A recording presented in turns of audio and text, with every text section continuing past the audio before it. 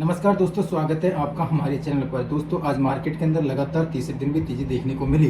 Sensex और Nifty दोनों हरे निशान पर बंद हुए और सिर्फ ट्रेडिंग सेशन में निवेशकों की दौलत में 6.1 लाख करोड़ रुपीस का इजाफा हुआ। दोस्तों इस वीडियो में हम बात करेंगे आज सेंसेक्स और निफ्टी में क्या हुआ, तेजी का असली वजह क्या रही और कुछ स्टॉक्स, बड़े स्टॉक्स, इन पर डिटेल चर्चा करने की कोशिश करेंगे। तो दोस्तों अगर आप नए हैं तो आप वीडियो को लाइक करें, शेयर करें और चैनल को सब्सक्राइब जरूर करें। तो चलिए शुरू करते हैं वीडियो। दोस्तों आज बाजार बंद होने के बाद में जो आंकड़े आए, बीएसई सेंसेक्स 261.79 अंक यानी कि 0.34% चढ़कर 77,763.91 में बंद हुआ। वहीं एनएसई निफ्टी के अंदर 95.15 अंक की तेजी के साथ 0.39% की बढ़त के साथ में 24,270 पर बंद हुआ। दिन के दौरान तो इस तेजी और ज़्यादा थी। दोपहर को करीब 590 अंक की तेजी रही जो कि 24,350 के पार भी पहुंच गया था, लेकिन ऊंचे स्तरों पर प्रॉफिट बुकिंग की वजह से क्लोजिंग तक बढ़त थोड़ी कम हो गई। ब्रॉडर मार्केट की बात करें तो तस्वीर मिली जुली रही। निफ्टी मिड कैप 100 0.19% की हल्की सी गिरावट रही, जबकि निफ्टी स्मॉल कैप 100 के अंदर मामूली सी 0.04% की ऊपर रहा। यह लगातार तीसरा सेशन है जब बाजार के अंदर तेजी के साथ बंद हुआ। दोस्तों चलिए अब समझते हैं आखिर बाजार में इतनी तेजी की वजह क्या रही। दोस्तों ग्लोबल संकेत जो है मजबूत मिल रहे हैं, यानी रात को वॉल स्ट्रीट में तेजी देखी जा रही है, जो कि एशियाई बाजारों में भी आज ब्रॉड बेस्ड रैली रही। डाउ जोन्स तो रिकॉर्ड हाई तक पहुंच गए। हालांकि आज अमेरिका और इंडिपेंडेंस डे की वजह से NYSE और नास्डक बंद रहे, लेकिन उससे पहले के पॉजिटिव सेंटीमेंट का असर भारतीय बाजार पर देखने को मिला। आईटी सेक्टर की जबरदस्त वापसी हुई।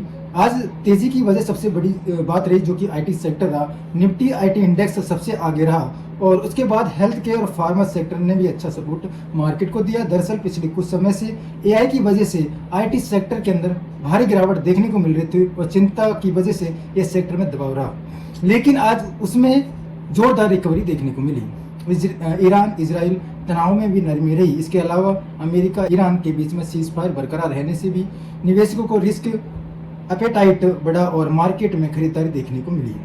Technical positive setup. Technical analyst के मुताबिक मार्केट जो निफ्टी के डेली चार्ट पर एक कंसोलिडेशन ब्रेकआउट दिया, जो मार्केट के सेंटीमेंट में सुधार का संकेत है। 24,500 और उससे ऊपर स्तर पर की तरफ बाजार अगर बढ़ता है, जबकि 24,200 के तुरंत सपोर्ट और 24,000 के आसपास मजबूत सपोर्ट जोन बताया जा रहा है।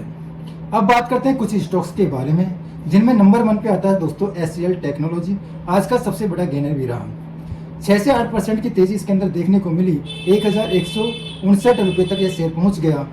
सबसे पहले कंपनी ने एक यूरोप हेडक्वार्टर वाली फॉर्च्यून ग्लोबल 50 कंपनी के साथ करीब $1.14 बिलियन की बड़ी स्ट्रेटेजिक पार्टनरशिप का ऐलान किया। यह डील जुलाई 2026 से दिसंबर 2031 तक चलेगी। यह पूरी तरह नया बिजनेस है, यानी कि कंपनी की रेवेन्यू विजिबिलिटी आने वाले सालों के लिए मजबूत हुई है।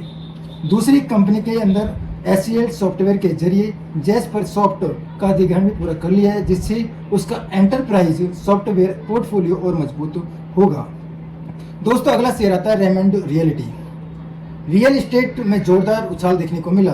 रेमंड रियलिटी शेयर के अंदर से लेकर 12% तक की तेजी देखी गई। इसकी वजह से रही कंपनी के जून 2026 तिमाही यानी कि Q1 FY 26 pre sales report.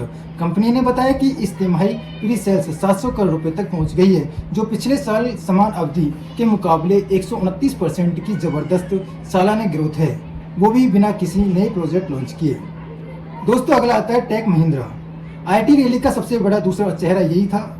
3% चढ़कर ये 1,429 रुपये के आसपास ट्रेड करता दिखाई दिया। ये तेजी की मुख्य वजह मुख्य रूप से ओवरऑल आईटी सेक्टर रिकवरी का हिस्सा रही। जैसा हमने कहा कि एआई से जुड़ी चिंताओं के बाद में अब निवेशकों को लग रहा है कि सेक्टर में पीक पेसिमिज्म का दौर खत्म हो सकता है और आने वाले महीनों में टेक्नोलॉजी स्पेंडिंग रिकवर कर सकती है।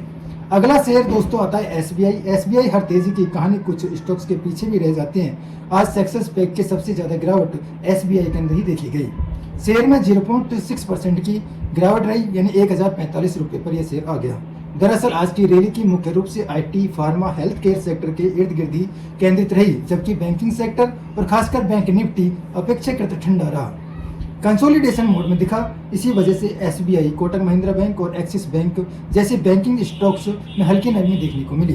तो दोस्तों कुल मिलाकर आज का दिन बाजार के लिए अच्छा रहा। लगातार तीसरे दिन भी मार्केट के अंदर तेजी देखने को मिली।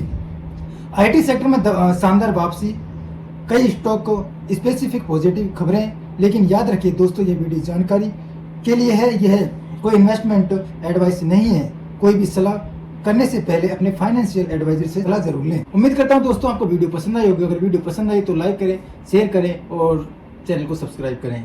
जय हिंद दोस्तों, मिलते हैं अगली वीडियो में।